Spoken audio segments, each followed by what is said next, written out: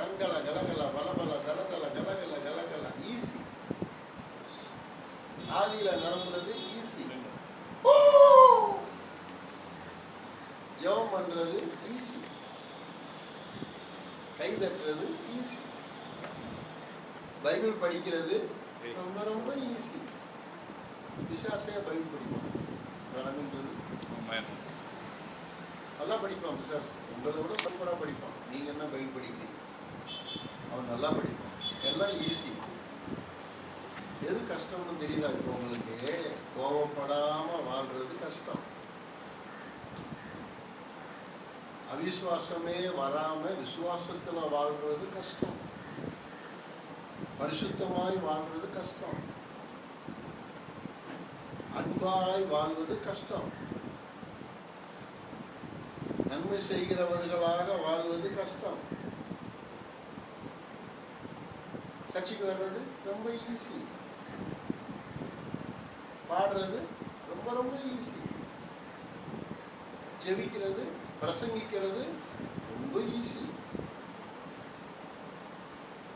எல்லாம் ஈஸி. எது கஷ்டம் தெரியுமா? சொல்லுங்க, எது கஷ்டம்? கோபப்படாம வாழ்றது கஷ்டம். இப்ப கர்த்தர் என்ன எதிர்பார்க்கிறார்?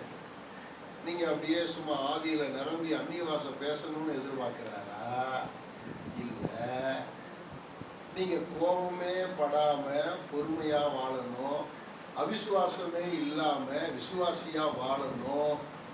அசுத்தமே இல்லாம பரிசுத்தமா வாழணும். பொய்யே சொல்லாம உண்மையாய் வாழணும். கர்த்தர் எதை எதிர்பார்க்கிறாரு? இதைத்தான் கர்த்தர் எதிர்பார்க்கிறார்.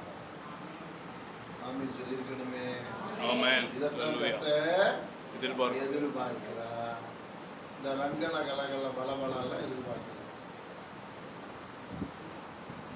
சும்மா அப்படியே ஆவியில நிரம்பி அந்நியவாசம் பேசுவான். வீட்டுக்கு போனா பயங்கர சண்டை போடுவான். கெட்ட வார்த்தை வாயில இஷ்டத்துக்கு வரும். எங்க போனா? வீட்டுக்கு போனா. சர்ச்சைக்கு வந்தா என்ன வரும்? அந்நிய பாஷை இஷ்டத்துக்கு வரும். சர்ச்சில் அந்நிய பாஷை, வீட்டில் அந்நியர் பாஷை.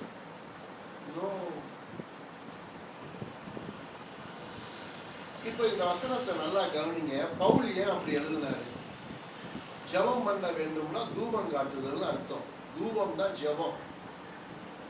வெளிப்படுத்தின விசேஷம் 5ஆம் அதிகாரம் 18வது வசனம் நினைக்கிறேன். தூப கலசங்களாகிய ஜெபம்னு எழுதியிருக்கு அந்த வசனம். அப்ப இந்த ஜெபம் தான் தூபம் காட்டுறது. பழைய ஏற்பாட்டில் கோபத்தோடு தூபம் காட்டாத, அவிசுவாசத்தோடு தூபம் காட்டாதேன்னு பவுல் எழுதுறாரு. யாருக்கு?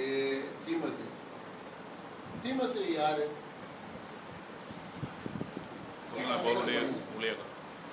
விசுவாசிங்க ஆன்சர் பண்ணு. தீமோத்தேயு யாரு? தெரியல.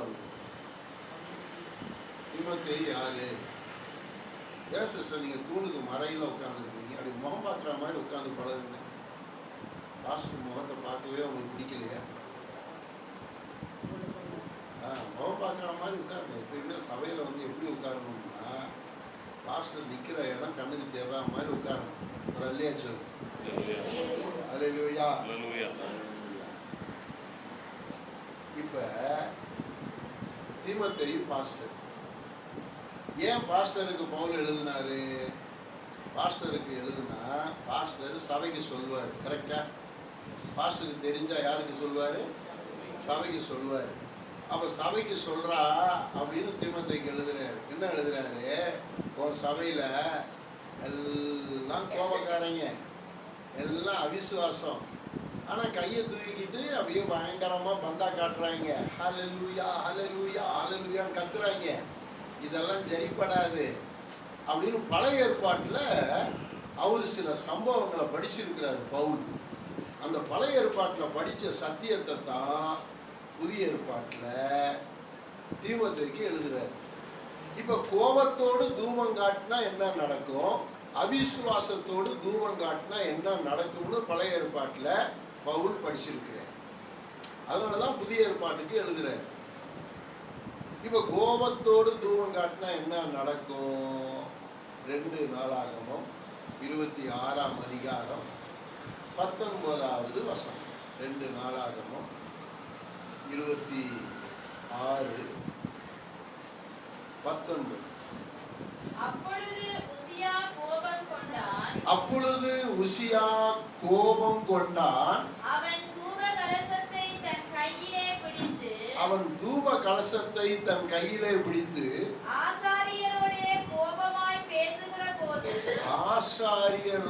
கோபமாய் பேசுகிற போது ஆசாரியருக்கு முன்பாக கர்த்தருடைய ஆலயத்திலே தூபபீடத்தின் முன் நிற்கிற அவருடைய நெற்றியிலே குஷ்டரோகம் தோன்றிற்று.